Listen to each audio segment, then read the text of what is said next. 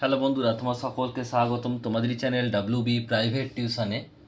আজকের এই ভিডিওতে আমরা রায়মার্টিন প্রশ্নবিচিত্রা 2025 অষ্টম শ্রেণীর ইংরাজি বিষয় যে তোমাদের তৃতীয় ইউনিট টেস্টের জন্য 5 নম্বর স্কুল রয়েছে এর সম্পূর্ণ উত্তর নিয়ে আলোচনা করব। তোমাদের যে সিন নেওয়া হয়েছে টেলস অফ চাইল্ডহুড, এখান থেকে নেওয়া হয়েছে।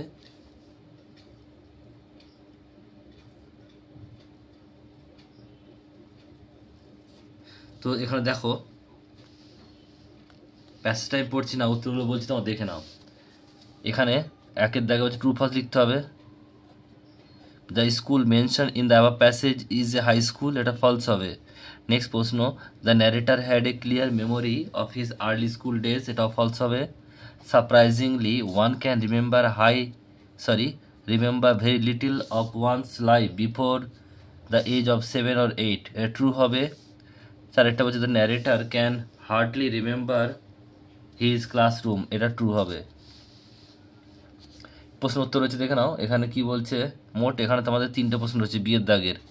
একটা বলছে what was the name of the narrator's first school, উত্তর লিখবে, দেখে নাও কি লিখবে।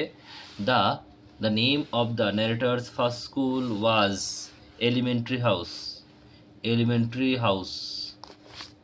নেক্সট হচ্ছে দুয়েরটা, which blur memory does the narrator have on his early days, লিখবে the narrator has blur memory of his sitting on the stairs and trying over and over again to tie one of his shoelace.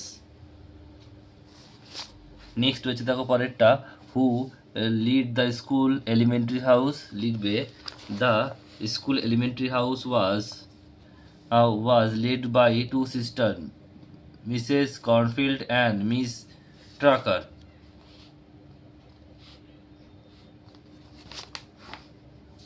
এরপর হচ্ছে তোমাদের C এর দাগে বলছে complete the following sentence. একের the surprising fact about memorization is,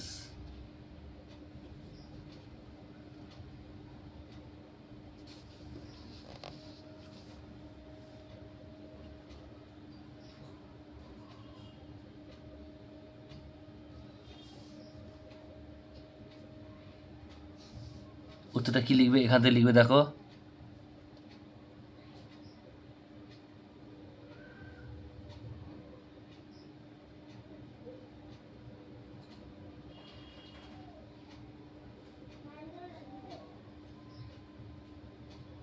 এটা লিখবে how little one remember about one's life before the age of 7 or 8, তোমরা এটুকু লিখবে। নেক্সট প্রশ্ন দেখো পরেরটা বলছে দ্য ন্যারেটার ক্যানট রিমেম্বার, কি মনে রাখবে না, what my classroom look like. Next প্রশ্ন দেখো পরেরটা কি বলছে, according to the narrator his teacher were, এটা হবে কি ওয়ার সুইট অ্যান্ড স্মাইলিং। এরপর হচ্ছে তোমাদের ডি এর দাগের find out the above word indistinct, এটা হবে ব্লার। এরপর রয়েছে দেখো কবিতাটা নেওয়া হয়েছে সামওয়ান নামক কবিতা থেকে। প্রশ্ন তো দেখে নাও কি রয়েছে। এর দাগের একেরটা দ্য ডোর ওয়াজ, এটা হবে স্মল, অপশান নাম্বার বি। পরেরটা the busy beetle was tapping in the, এটা হবে wall, option number A. The cricket was, এটা হবে হুইসলিং, অপশান নাম্বার সি। এরপর হচ্ছে বিয়ের দাগের complete the following sentence, someone came knocking at the poet's wee small ডোর।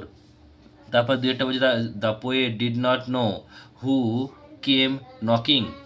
এরপর হচ্ছে তোমাদের আনসিনটা পড়ছি, একটু দেখে নাও তোমরা।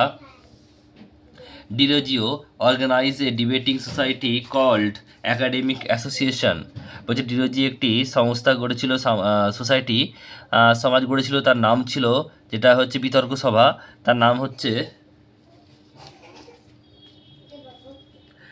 হচ্ছে একাডেমিক অ্যাসোসিয়েশন।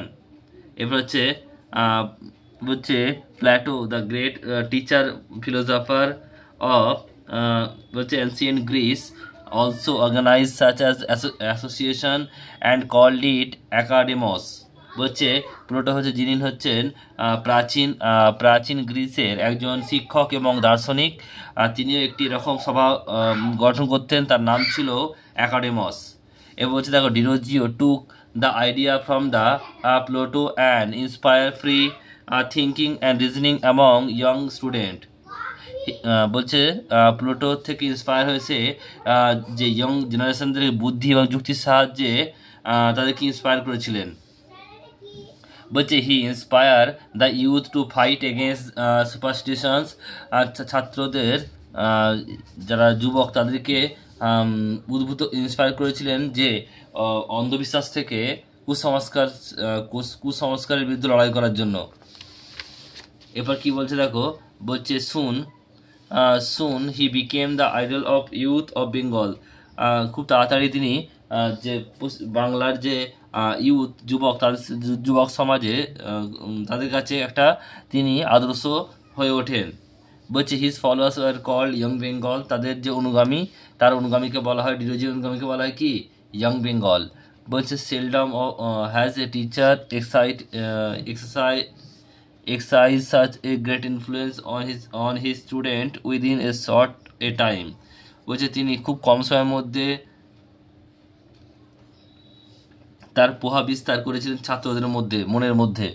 বলছে unfortunately Derozio died only at the age of 23 on December 26, 1931। বলছে যে ডিরোজিও মারা গিয়েছিলেন 23 বছর বয়সে 26শে ডিসেম্বর 1931 খ্রিস্টাব্দে। But he left his mark on the history of modern Bengal, তিনি তার ছাপ রেখে গিয়েছেন যে আধুনিক বাংলার ইতিহাসে। In fact it was the one of the maker of modern Bengal, আধুনিক বাংলার রূপকার ছিলেন তিনি একজন। প্রশ্নগুলো কি বলছে দেখে নাও। একটা বলছে Derozio organise debating society call academic association. Derozio took the idea of debating society from Pluto. বলছে Derozio followers are called young Bengal. বলছে Pluto was a great philosopher of ancient Greece. এরপর তোমাদের রয়েছে ম্যাচ। অ্যানসিয়েন্ট এটা D হবে, অর্থাৎ কি very old. Association এটা এ হবে, কোম্পানি অর ফ্রেন্ডশিপ। ইনফ্লুয়েন্স এটা ই হবে, অর্থাৎ ইম্প্যাক্ট। তারপর সেলডম এটা বি হবে, হার্ডলি। এরপরে যে পাঁচেরটা মডার্ন এটা সি হবে, অর্থাৎ প্রেজেন্ট অর রিসেন্ট টাইম। এরপর তোমাদের হচ্ছে প্রশ্ন উত্তর দেখে নাও। সি এর দাগের একটা হু ওয়াজ ডিরোজিও, লিখবে Derozio was a teacher who became an ideal of an youth of Bengal and it consider one of the maker of modern Bengal. Next রয়েছে পরেরটা, বলছে what D Derozio influence his student to do. লিখবে Derozio took the idea from Pluto and inspire free thinking and reasoning among young students to fight against superstitions। অন্ধবিশ্বাসের সঙ্গে লড়ার জন্য তাদেরকে inspire করতেন। How is Derozio consider in the history of Bengal. লিখবে Derozio is consider one of the makers of modern Bengal, having left a significant mark on its history despite at a young age।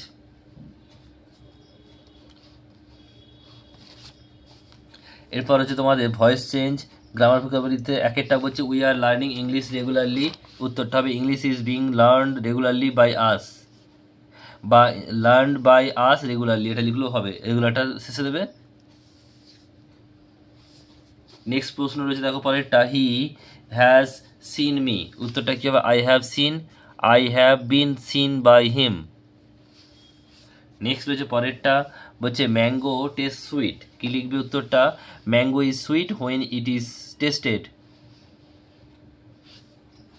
Next হচ্ছে পাঁচেরটা, change the mode of narration. একটা how strange the place is my uncle said. উত্তরটা কি হবে উত্তরটা my uncle exclaim that the place was very strange. Next প্রশ্ন পরেরটা, my friend said to me go home at once. My friend order me to go home at once. Next রয়েছে পরেরটা, বলছে he said to me why did you say this. He ask me why I had said that. এরপর তোমাদের রয়েছে দেখো, এরপর তোমাদের রয়েছে বলছে identify the subordinate clause and write the name. দেখো একেরটাই আছে who was in financial crisis, এটা হবে অ্যাডজেটিভ ক্লজ। বলছে why he has done it, এটা নাউন ক্লজ। আর বলছে দো হি ইজ লার্ন, এটা হবে অ্যাডভার্বিয়াল ক্লজ। সাতের দাগের বলছে প্রিফিক্স বা সাফিক্স বসাতে হবে একেরটা। প্রথমে আছে টেস্টি হবে, ডিপেন্ডেন্ট ইনডিপেন্ডেন্ট হবে, আর রেসপন্সিবল আছে ইররেসপন্সিবল হবে।